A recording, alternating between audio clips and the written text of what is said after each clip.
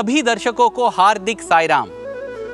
गुरु पूर्णिमा पर्व का आनंद महसूस करते हुए आइए भगवान श्री सत्य साई बाबा हमारे प्रिय स्वामी की शिक्षाओं को फिर से याद करें। परम पावनमैन भारतावनियंदु सहनमयमदे मनकु चक्कदनमु। परम पावन भारत की धरती पर है सहनशीलता ही हमारी सुंदरता। प्रेम स्वरूपुलारा, प्रेम स्वरूपों, ఈనాటి మానవులకు సహనం అన్నది ఏమిటో తెలియకపోతున్నది। आज के मानव को सहनशीलता के बारे में कुछ पता नहीं है। సహనం అన్నది భారతీయుని యొక్క అందచందమని గుర్తించుకోలేకపోతున్నారు। वो नहीं पहचान पा रहा है कि सहनशीलता ही भारतीयों की सुंदरता है। సహనం లేనటువంటి మానవుడు మానవుడే కాదు। जिसमें सहनशीलता नहीं है वो मानव ही नहीं है। హీనులను కురూపులను చూచినప్పుడు మానవునకు సహనం అన్నది పోయి అసహ్యం అనేటువంటిది ఆరంభిస్తున్నది। हीन और कुरूपों को देखने पर मानव का संयम समाप्त होकर उसमें घृणा आरंभ हो रही है। నిజముగా సహనం అన్నదని కేవలము గొప్ప విలువైనటువంటి యొక్క మంత్రము మన భారతీయులకు। वास्तव में संयम ही भारतीयों का मूल्यवान मंत्र है। ఇటువంటి పవిత్రమైన మంత్రమును వదిలి యంత్రతంత్రముల చేత మానవుడు కేవలము అమాయకత్వంలో పడి అజ్ఞానములో మునుగుతున్నాడు। ऐसे पवित्र मंत्र को छोड़कर मानव यंत्रों के भुलावे में, नादानी में पड़कर अज्ञान में डूबता जा रहा है। यहाँ हमें एक बात ध्यान में रखना चाहिए। जब भगवान भारतीय कहते हैं उसका अर्थ भारत देश की भौगोलिक सीमाओं के भीतर रहने वाले व्यक्ति नहीं।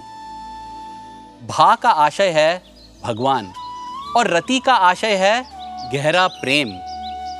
भारतीय वो होता है जिसके हृदय में भगवान के प्रति गहरा प्रेम है।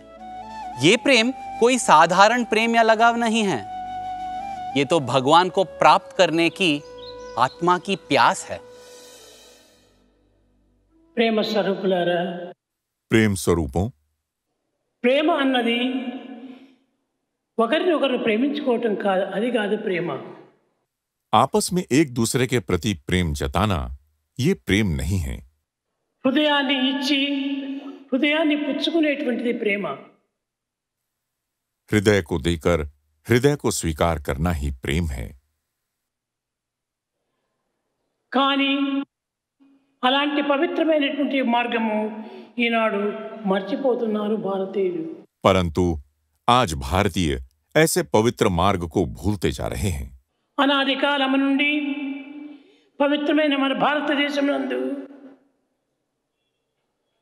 మనను వెంటాడుచు మన కాపాడుచు అన్ని విధాల కంటి రెప్పవలే మన వెంట తిరిగేటువంటిది నిజమైనటువంటి దైవ ప్రేమ। अनादिकाल से हमारे इस पवित्र भारत देश में हमारे पीछे पीछे रहते हुए आंखों की पलकों की तरह हमारी रक्षा करने वाला वास्तव में ये ईश्वरीय प्रेम ही है। ఇటు దివ్యమైనటువంటి యొక్క దైవ ప్రేమను మనము ఎక్కడ పెట్టామో ఏమో గుర్తించుకోలేకపోతున్నారు। ऐसा दिव्य प्रेम कहाँ खो गया है ये हम पहचान नहीं पा रहे हैं। ఎందు చూసినా అందే కనిపిస్తున్నది। सच्चाई ये है कि ये सर्वत्र विद्यमान है। అందు ఎందు కలడని కాదు, ఎందెందు వెతికిన కూడాను ఆ దైవ ప్రేమనే కనిపిస్తుంది। जहां जहां भी अन्वेषण करें ये ईश्वरीय प्रेम ही परिलक्षित होगा। కనుక భారతీయులారా, భక్తి ప్రపత్తులనగా అనాది కాలం నుండి భారతీయులను వెంటాడుచు భారతీయులను కాపాడుచు కంటి రెప్పవలే చూస్తూ వచ్చినది ఈ దైవ ప్రేమని. अतः अनादिकाल से भारतीय जिस भक्ति और प्रपत्ति के सहारे जीवन यापन कर रहे हैं, उनकी रक्षा ये ईश्वरीय प्रेम ही आंखों की पलकों की भांति कर रहा है.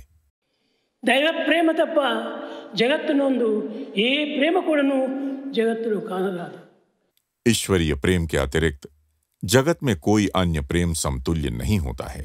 ఈ కనిపించేటువంటి ప్రేమలన్నీ కూడాను భూతకములు, నాటకములు. ये जो सारे प्रेम दिखाई पड़ रहे हैं वे झूठे और मात्र नाटकीय प्रेम हैं. కానీ నిజమైనటువంటి ప్రేమ తన నాభి నుండి ఆవిర్భవిస్తుంది. सच्चा प्रेम नाभि से उत्पन्न होता है. అట్టి ప్రేమను మనం తీసుకోవటం, సంపాదించుకోవటం అది నాకు చాలా ఇష్టం. ऐसे ही प्रेम को स्वीकारना और व्यक्त करना स्वामी को अत्यंत प्रिय है. ప్రేమకు మించినటువంటి ప్రేమ జగత్తులో ఎట్టిది చూచిన కూడాను అది ప్రేమ కానేరదు.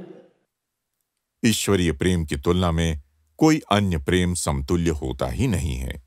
లౌకికమైన భౌతికమైనటువంటి ప్రేమలు కావలసినన్ని లభిస్తాయి మనకు. लौकिक एवं भौतिक प्रेम संसार में आवश्यकता से अधिक प्रचुर मात्रा में उपलब्ध हैं. వీటినన్నిటినీ ప్రేమ అని పిలుచుటకు అర్హత లేదు.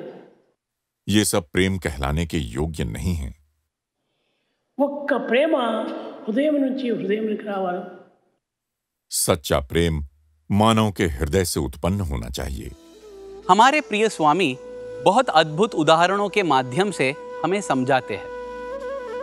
चाहे उनके हाथ में माइक हो या ऊपर लगी हुई लाइट, उनके हाथ में पानी का ग्लास हो या रुमाल, सभी को उदाहरण बना देते हैं. इसके अलावा वैदिक महावाक्यों का अंतरार्थ भी हमें समझाते हैं. जैसे जब हम कहते हैं सहस्रशीर्षा पुरुषः, इसका अर्थ ये नहीं होता कि भगवान के 1000 पांव, 1000 हाथ और 1000 सर है, बल्कि इसका अर्थ ये है, स्वामी कहते हैं, कि जो भी सर, पांव और हाथ हमें दिखाई देते हैं वे सभी भगवान के हैं. इसलिए हमें सभी में भगवान का दर्शन करना चाहिए और सभी को नमन करना चाहिए. ఇది ఏమిటి? ये क्या है? ఇది పుష్పం. ये एक पुष्प है. ఇది పుష్పం అని అందరూ వర్ణిస్తుంటారు. सभी लोग इसे पुष्प कहकर वर्णन करते हैं. ఇది దైవ హృదయ పుష్పము. ये ईश्वर के हृदय का प्रतीक पुष्प है. ఇది పుష్పం సామాన్యమైనది కాదు. ये कोई सामान्य पुष्प नहीं है. ఇది భగవంతుని యొక్క హృదయంతో కూడినటువంటిది. ये ईश्वर के हृदय का प्रतीक स्वरूप है. దీనికి ఎన్ని రేఖలు ఉంటున్నవి. इसमें कई पंखुड़ियां हैं. ఈ రేఖలన్నీ తీసివేస్తే పుష్పం ఎక్కడుంది? सभी पंखुड़ियों को निकाल देने पर पुष्प कहाँ बचेगा? కనుక ఈ రేఖలే భగవంతుని యొక్క లేఖలు. पुष्प की ये पंखुड़ियां ईश्वर की लिखी चिट्ठियां हैं.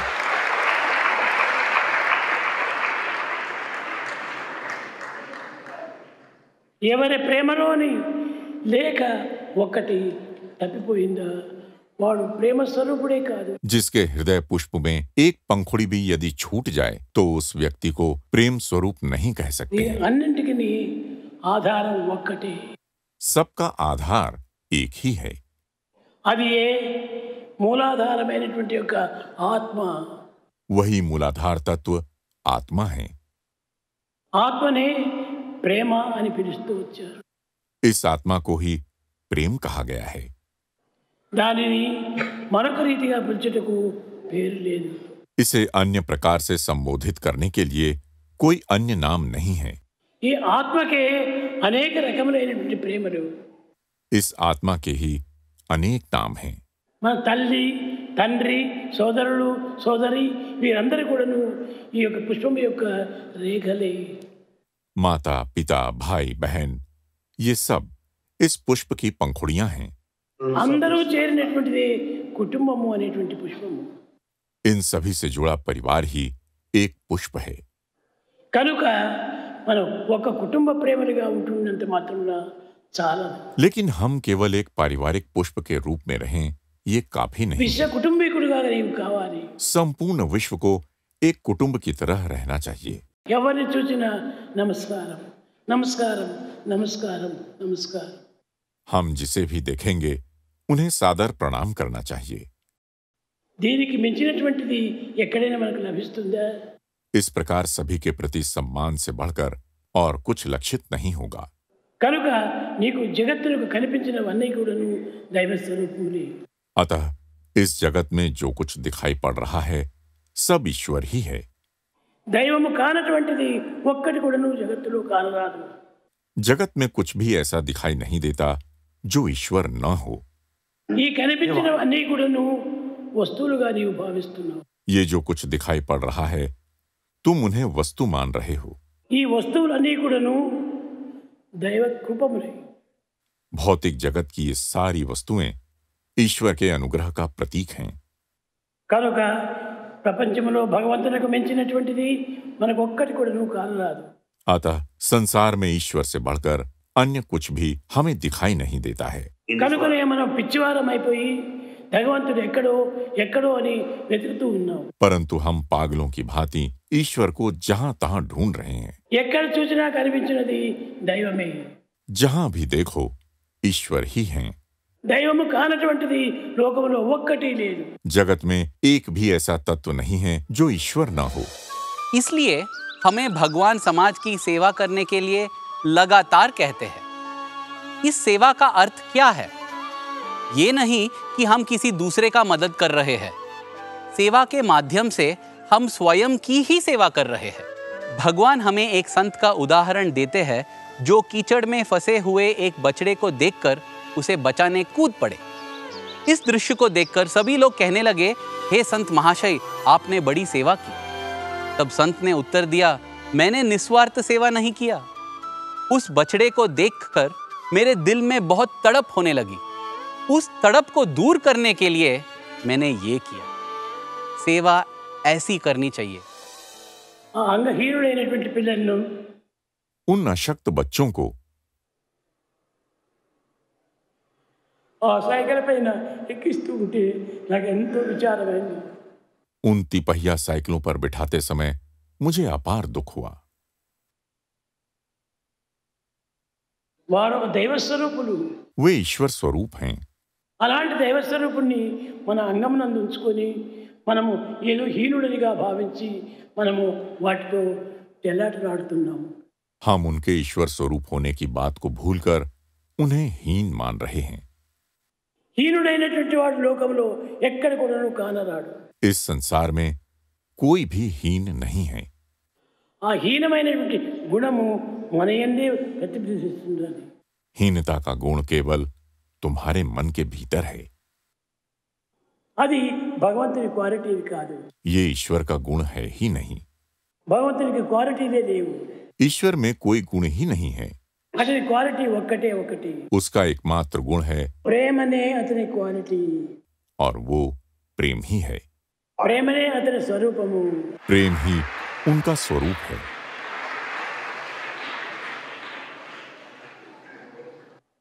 నిన్నెవరైనా ప్రేమతో సంభాషిస్తే అది నాకు ఎంత ఆనందమో చెప్పలేను.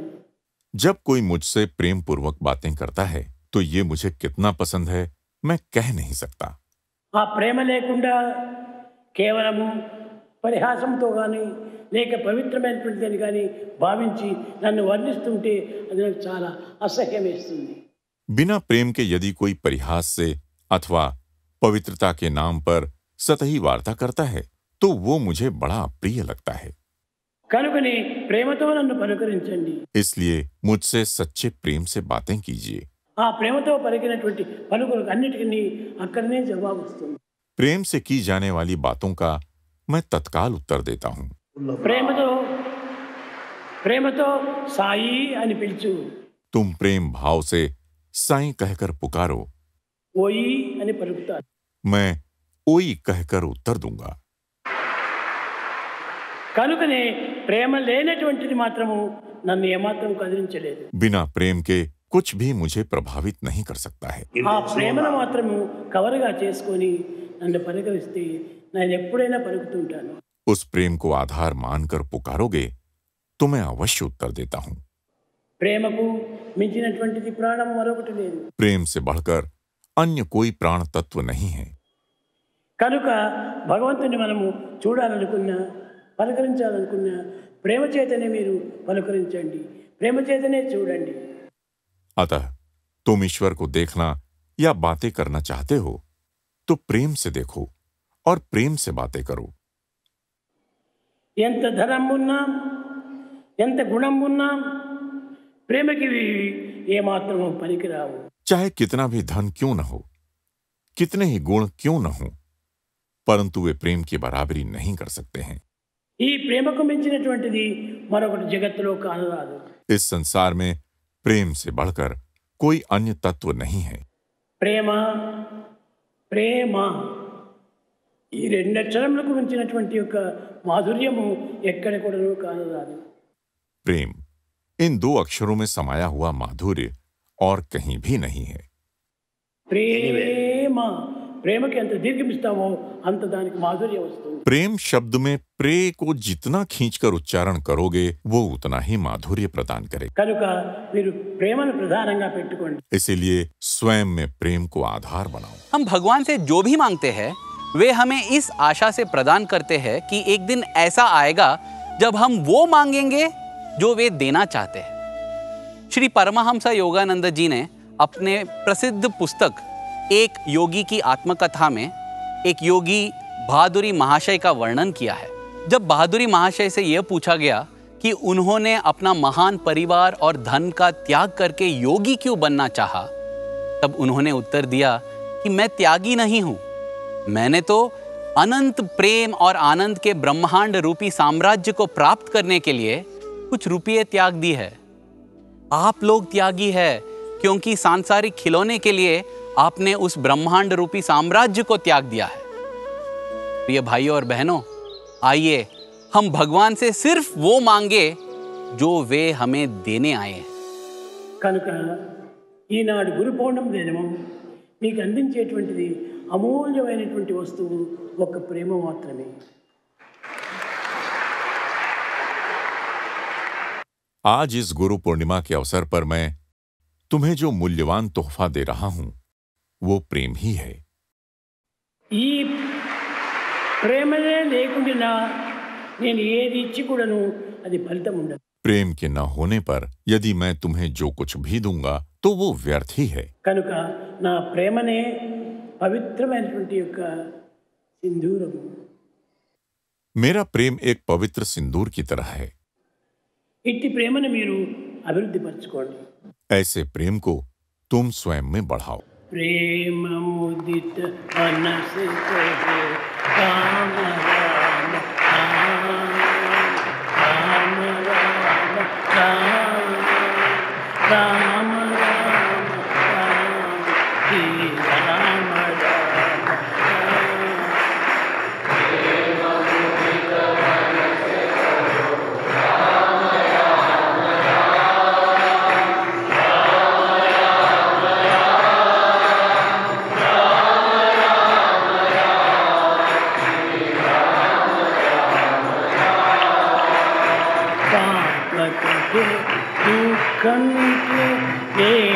राम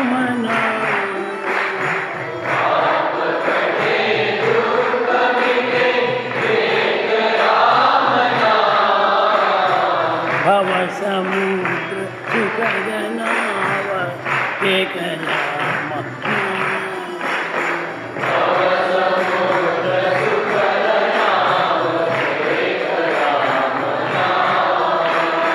माता पिता बंधु सख सब ही राम नाम।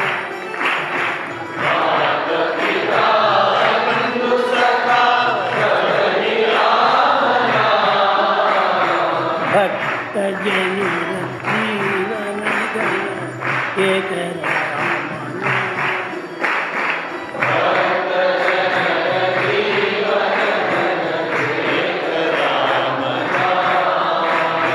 माता पिता बंधु सखा सब ही राम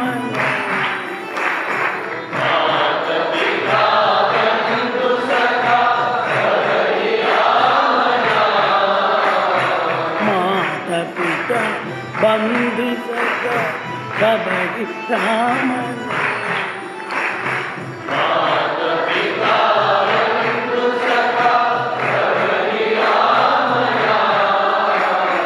भक्त जन जीवन जन एक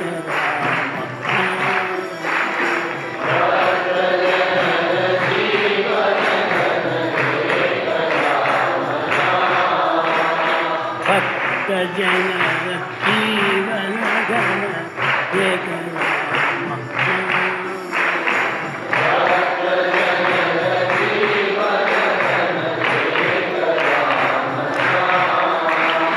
राम राम